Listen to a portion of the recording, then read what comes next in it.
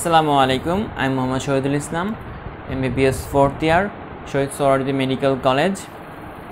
তো আজকের এই ভিডিওতে আমি তোমাদেরকে পড়াবো হচ্ছে ট্রান্সক্রিপশন। তো এর আগে ডিএনএ রেপ্লিকেশনের ভিডিওটা হয়েছিল, তোমরা সেটা না করে আসলে করে আসো। ওই ভিডিওটা দেখলে এই ভিডিওটা মনে করো অনেক ইজি হয়ে যাবে, কারণ এখানে অনেক প্রসেসটা একটু মিল আছে। আর ওইটা আমি মনে করো এভাবে কাগজে না দেখিয়ে আমি সেটা হোয়াইট বোর্ডে করেছি, আরও অনেক সুন্দর ক্লাস ছিল সেটা। তোমরা ওই ভিডিওটা করে আসো, এরপর এটা করো, দেখবা অনেক ইজি লাগতেছে। তো দেখো ট্রান্সক্রিপশন, তাই না? তো ট্রান্সক্রিপশনটা কি? ট্রান্সক্রিপশন হচ্ছে আরএনএ তৈরির প্রক্রিয়া। ডিএনএ থেকে আরএনএ তৈরির যে প্রক্রিয়া, সেটাকে আমরা বলি ট্রান্সক্রিপশন। তো ট্রান্সক্রিপশন এখানে যে আরএনএটা তৈরি হবে, এটা কি শুধু এমআরএনএ নাকি বাকি যে কোনো এমআরএনএ? না, এটা শুধু এমআরএনএ না, এটা সকল আরএনএ এই ট্রান্সক্রিপশন প্রক্রিয়ায় তৈরি হয়। কিন্তু শুধুমাত্র এমআরএনএ কী করে, এই ডিএনএর ভিতরে যে তথ্যটা আছে সেই তথ্যটা আর কি নিয়ে আসে, এবং সেটা থেকে পরবর্তীতে আমরা কি হয়, আমাদের প্রোটিন তৈরিতে ব্যবহৃত হয়। তো দেখো এখানে কি হয়, ডিএনএ এর যে মানে আমরা যে ডিএনএ রেপ্লিকেশন করেছিলাম, সেখানে কি হয়েছিল, আমরা ডিএনএর যে দুইটা স্ট্যান্ড ছিল, ওই দুইটা স্ট্যান্ডকে কী করছিলাম, আমরা ওই দুইটা স্ট্যান্ডকে টেমপ্লেট হিসাবে ধরছিলাম এবং সেটাকে কপি করছিলাম। তো এক্ষেত্রেও সেই একই জিনিসটা হবে। ওইখানে তো আমরা দুইটা স্ট্যান্ডকেই কপি করছিলাম, এখানে তো সেটা হবে না। এখানে আমরা একটা স্ট্যান্ডকে কপি করব, আর একটা স্ট্যান্ডের কপি হবে না। তো দেখো জিনিসটা কি, তো এই দেখো, এটা মনে করো আমার ডিএনএ, তাই না? ডিএনএটাকে আমি খুলে ফেলি, এইভাবে খুলে ফেললাম। তাহলে দেখো এইভাবে এইভাবে এইভাবে মনে করো এইটাতে আছে এ টি জি সি, তাহলে এখানে কি থাকবে, টি এ জি সি জি, তাই না? এখন মনে করো আমরা এই স্ট্যান্ডকে কপি করব। তাহলে দেখো এই স্ট্যান্ডকে আমরা কপি করব। এই স্ট্যান্ডকে কপি করলে এখানে কি কি তৈরি হবে, এই আগের মতোই টি এর বদলে কি হবে, মানে টি এর সম্পূরক এ বসবে, এটা হবে টি, তারপর সিটা হবে কি জি, আর জিটা কি হবে, সি হবে। তাহলে দেখো এটা হলো আমার সেই ডিএনএ ছিল, ডিএনএ থেকে এটা কি করেছিলাম, আমরা একটা আরএনএ তৈরি করলাম, তাই না? তো দেখো এই যে জিনিসটা, এইটা কি মানে অর মতো সেম টু সেম না? দেখো এইটা এটা এটা মানে এইটাকে কপি করলে আমরা এইটা পাওয়া যাই। তাহলে এইখানের যে তথ্যটা আছে, এই তথ্যটা আর কি আমার আরএনএতে চলে আসলো, ঠিক আছে? ওকে কপি করার কারণে অর তথ্যটা আমার আরএনএতে বা এমআরএনএতে চলে আসলো। বুঝছো জিনিসটা? তাহলে দেখো এই যে জিনিসটা আর এইটা, এর মধ্যে আমরা ছাঁচ হিসেবে ব্যবহার করছি কোনটাকে, এই অংশটাকে আমরা ছাঁচ হিসেবে ব্যবহার করছি। তাহলে এটা হচ্ছে আমাদের টেমপ্লেট বা ছাঁচ, আর এটা হচ্ছে আমাদের কোডিং অংশ, তাই না? তো দেখো এই জিনিসটা দেখো, এখানে কি বলছি, ডিএনএর যে স্ট্যান্ডে কে আমরা টেমপ্লেট বা ছাঁচ হিসাবে ব্যবহার করি, তাকে আমরা বলি কি, টেমপ্লেট স্ট্যান্ড, অ্যান্টিসেন্স স্ট্যান্ড আর নন কোডিং স্ট্যান্ড বলি। আর অপরটাকে তাহলে কি বলি, কমপ্লিমেন্টারি স্ট্যান্ড, তারপরে সেন্স স্ট্যান্ড, কোডিং স্ট্যান্ড। দেখো এইটার ভিতরে আমার কোড বা তথ্য লুকানো আছে, এজন্য এই অপরটাকে আমরা বলি কোডিং, বা এটাকে বলি আমরা সেন্স, অথবা এটাকে বলি আমরা কমপ্লিমেন্টারি, কারণ ওর কমপ্লিমেন্টারি হবে এইটা। তাহলে এটা কি, এটা হচ্ছে আমার টেমপ্লেট বা এর যে কোড, এই কোডের উল্টাটা অ্যান্টিকোডন এখানে আছে, অথবা অ্যান্টিসেন্স বা নন কোডিং অংশটা হচ্ছে আমার টেমপ্লেটটা। তাহলে আশা করি বুঝতে পারছো। এরপর হচ্ছে ট্রান্সক্রিপশন ইউনিট। ট্রান্সক্রিপশন ইউনিট হচ্ছে ট্রান্সক্রিপশনের মাধ্যমে, মনে করো এই অংশটুকু আমার তৈরি হলো, এই অংশটুকু আমার তৈরি হলো, তাহলে যে অংশটুকু তৈরি হচ্ছে ওই অংশটুকু হচ্ছে আমার ট্রান্সক্রিপশন ইউনিট।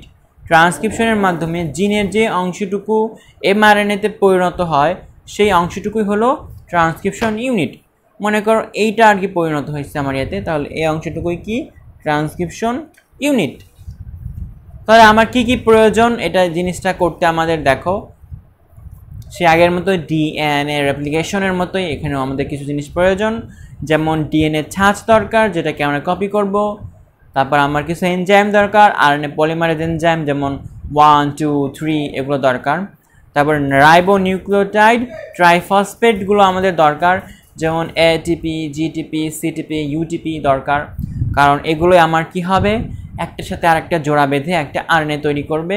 তাছাড়া কিছু শক্তি দরকার এবং কিছু সহযোগী প্রোটিন দরকার। এরপর দেখো এই জিনিসটা বুঝো, এই জিনিসটা অনেক ইম্পর্টেন্ট, একটা ট্রান্সক্রিপশন কিভাবে হয়। তো এই দেখো, তো সবার আগে আমরা এই ডিএনএর এইটা একটু গঠনটা একটু দেখো, এখানে কি কি ভাবে থাকে এই অংশটা দেখো একটু। এটা হচ্ছে 5 প্রাইম টু 3 প্রাইম এন্ড আর এটা 3 প্রাইম টু 5 প্রাইম এন্ড। তো এই অংশটিতে আমাদের সবসময় কি থাকে এটিজিসি থাকে। দেখো আমি এখানে বুঝিয়ে দিচ্ছি। তো মনে করো এটা হচ্ছে আমাদের ডিএনএ এর দুইটা স্ট্যান্ড, এটা মনে করো আমাদের কি 5 প্রাইম, এটা 3 প্রাইম এন্ড, এটা 3 প্রাইম, এটা আমাদের 5 প্রাইম এন্ড। তাহলে এখানে কি কিভাবে থাকে দেখো এটিজিসি সিটিএ জিসি এটিজিটিসি এরকমভাবে মনে করো আছে। ঠিক একইভাবে এর উল্টাটা এখানে আছে টিএসিজিজি এটিসিজি টিএসিএজি এরকমভাবে মনে করো আছে।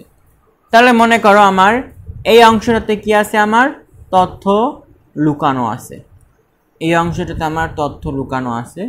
তাহলে ওই তথ্যটা পাইতে আমার কি করতে হবে, এই অংশটাকে আমার ব্যবহার করতে হবে বা টেমপ্লেট হিসেবে ব্যবহার করতে হবে। তাহলে এইখানে যে তথ্য লুকানো আছে এই অংশটাকে যে আমি কপি করব, এই জায়গাটা পাওয়ার জন্য এর আগের যে বেস পেয়ারগুলো আছে সেইখানের মনে করো বিভিন্ন ইউনিটগুলোকে আমরা বিভিন্ন নামে দিয়েছি।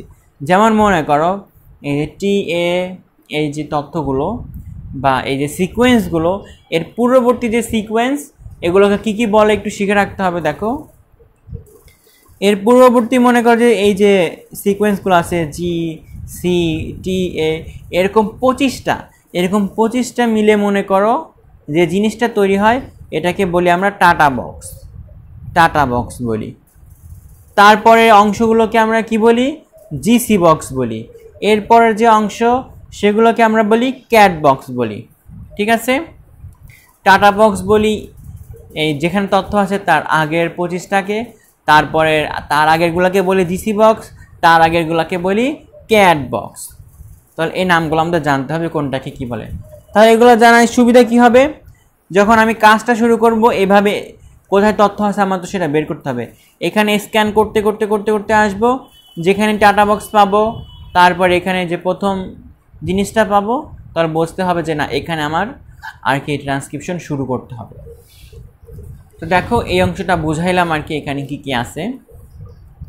তো দেখো এখানে কি হয়েছে, এটা হচ্ছে কোডিং স্ট্যান্ড, এটা হচ্ছে নন কোডিং স্ট্যান্ড বা টেমপ্লেট। এই টেমপ্লেটটাকে কপি করা হয়েছে এবং কপি করে 5 প্রাইম টু 3 প্রাইম এন্ডের দিকে আমার নতুন আরএনএ তৈরি করা হয়েছে। তাহলে এটা সম্পূর্ণ ওর কমপ্লিমেন্টারি হয়েছে।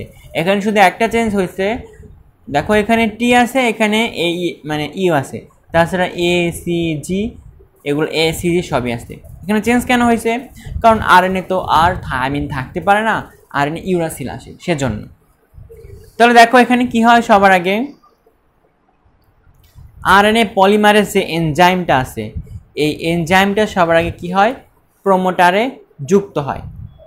প্রোমোটার কোনটা, এই যে আমরা যে ক্যাট বক্স জিসি বক্স বিভিন্ন জিনিসগুলো বললাম না, এই জিনিসটা এইখানে এসে যুক্ত হয়। তাহলে জিনিসটাকে খুঁজে বের করলো, এই জিনিসটাকে যুক্ত হলো। যুক্ত হওয়ার পরে কি হলো, এই হেলিক্সের যে প্যাচগুলো আছে ডিএনএর যে প্যাচগুলো, ডিএনএর প্যাচগুলো আস্তে আস্তে খুলতে শুরু করলো। তাহলে সবার আগে কি আসলো, আমার এইখানে এই যে আরএনএ পলিমারেজ এনজাইম এই প্রোমোটারে যুক্ত হলো।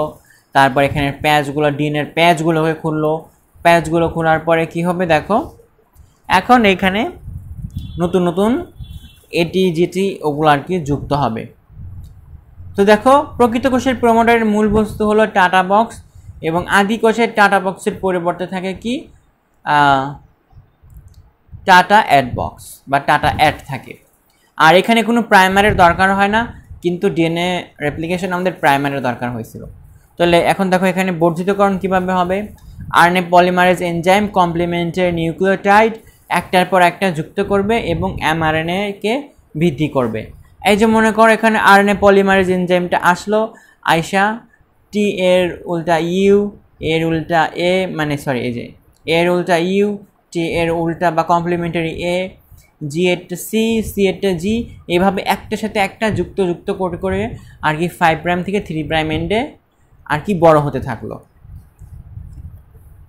তো দেখো 3 প্রাইম টু 5 প্রাইম এন্ড মুখী যে ডিএনএ টেমপ্লেটটা আছে, এই 3 প্রাইম থেকে 5 প্রাইম এন্ডের দিকে যে ডিএনএ টেমপ্লেটটা আছে সেইটাকে ব্যবহার করলে আমার 5 প্রাইম থেকে 3 প্রাইম এইটা আর কি তৈরি হবে, এই এমআরএনএটা তৈরি হবে। তাহলে সমাপ্তিকরণ কিভাবে করব? এইভাবে আস্তে আস্তে যাইতে একসময় আমরা টার্মিনেশন মানে ডিএনএর যে আছে বা স্ট্যান্ডে ট্রান্সক্রিপশন সমাপ্তি স্থান নির্দিষ্ট করা থাকে, মানে কি ওইখানে এসে আমার এই ট্রান্সক্রিপশন প্রসেসটা থেমে যাবে। যেমন আরএনএ পলিমারেজ কি করে, এটা এই টার্মিনেশন বেস সিকোয়েন্সে পৌঁছায় এবং এই ট্রান্সক্রিপশনকে সমাপ্ত করে। তাহলে কোথায় শেষ হবে বা টার্মিনেশন বেস সিকোয়েন্স কোনটা? যেখানে এক সারি অ্যাডেনিন থাকে। মনে করো যে এইভাবে আস্তে আস্তে যাচ্ছে, এখানে অ্যাডেনিন অ্যাডেনিন অ্যাডেনিন অ্যাডেনিন এভাবে অনেকগুলো অ্যাডেনিন একসাথে আসে। তাহলে এইখানে এসে কি হবে, এই আরএনএ পলিমারেজ থেমে যাবে এবং স্টপ হয়ে যাবে ট্রান্সক্রিপশন। তাহলে বুঝলাম। তাহলে এটা হলো আদি কোষী না, এটা হচ্ছে প্রকৃত কোষে। তাহলে আদি কোষীতে কি হয়? আদি কোষীতে একটা প্যাচ বা লুপ তৈরি করে এবং তারপর সেটা বন্ধ হয়ে যায়। তো এতক্ষণ ধরে যে আমরা যে জিনিসটা তৈরি করলাম সেটা হচ্ছে প্রি এমআরএনএ। কি এমআরএনএ? Pre mRNA. কারণ কি, এইখানে আমরা যে জিনটাকে আর কি কপি করছি সেই জিনের ইন্ট্রন্স এবং এক্সন্স দুইটাই আছে, কিন্তু আমরা জানি যে এক্সন্স এইখানে আমার কোড করার জন্য তথ্য আছে কিন্তু ইন্ট্রন্সে আর কি নেই। তাহলে ইন্ট্রন্সগুলোকে আমাদের কেটে ফেলতে হবে। তো দেখো এই যে এই জিনিসটা আর কি এমন, তো এটা মনে করো একটা এমআরএনএ এখানে এরকম মনে করো এটা এক্সন, এটা ইন্ট্রন, এটা এক্সন, এটা ইন্ট্রন, এখানে এক্সন ইন্ট্রন।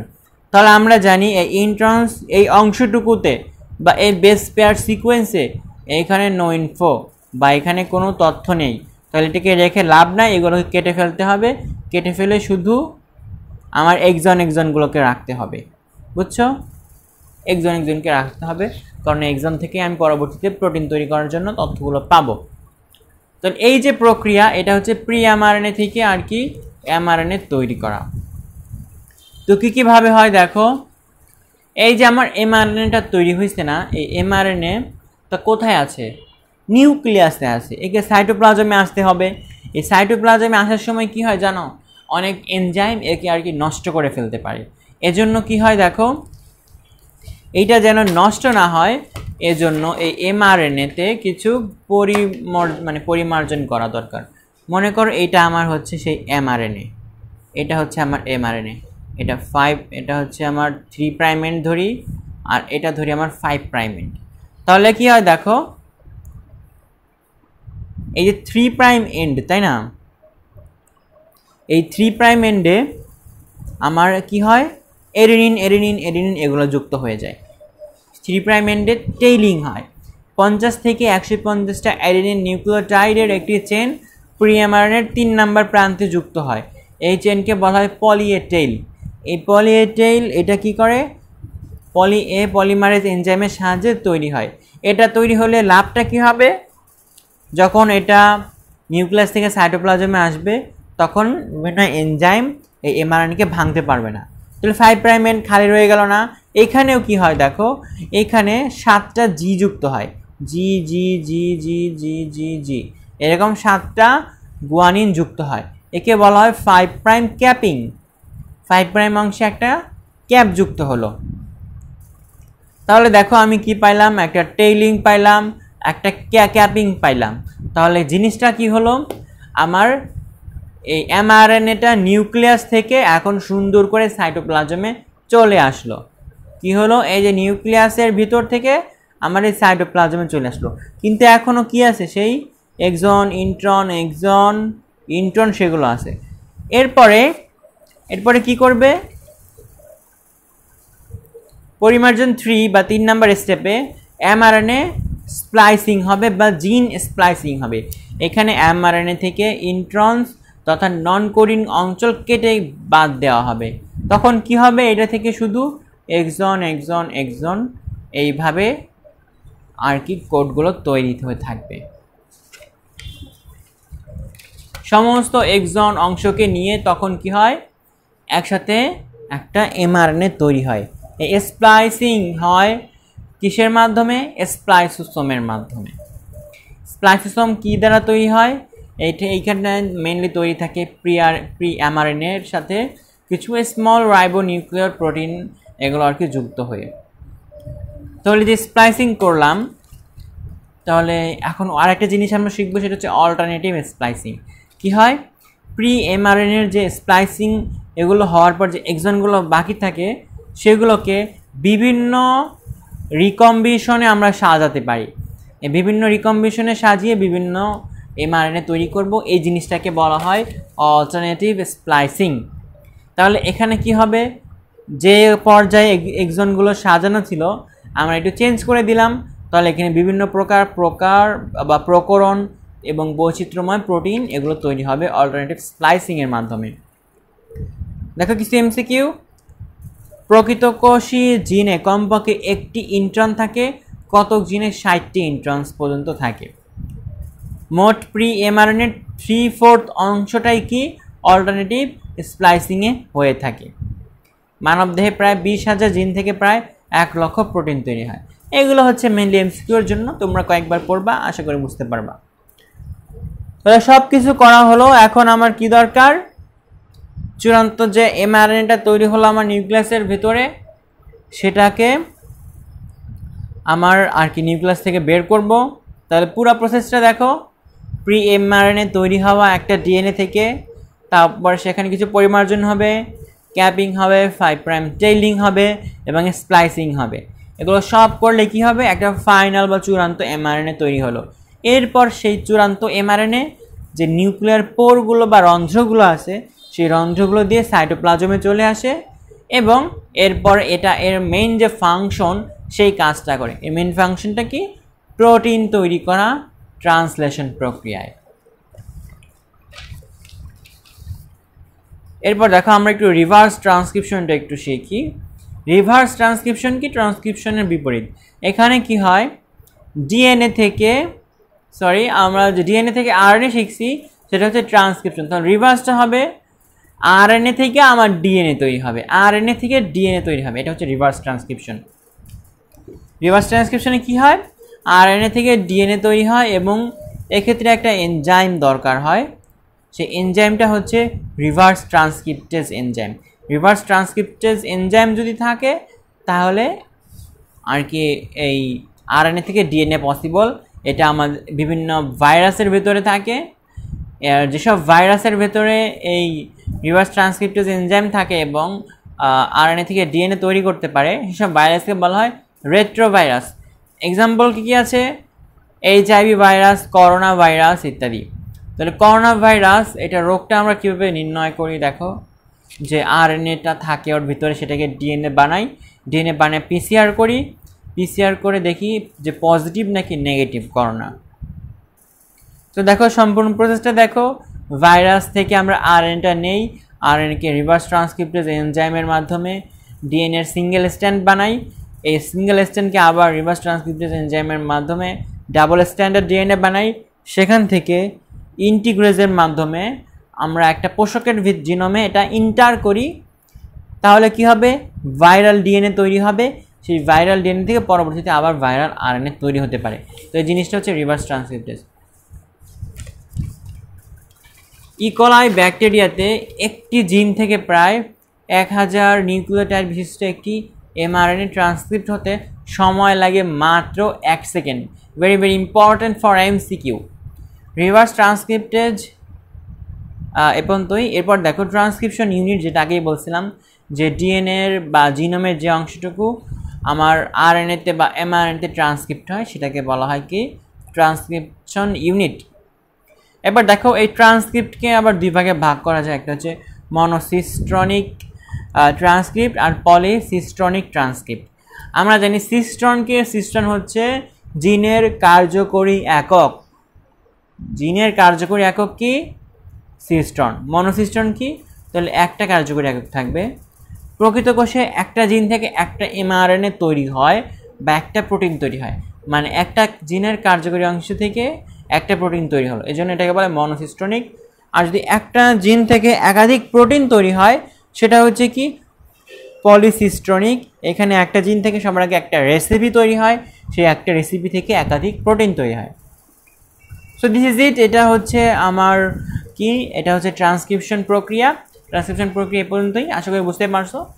যদি কোনো সমস্যা থাকে কমেন্ট করো, আমি রিপ্লাই দিয়ে দেবো ইনশাআল্লাহ।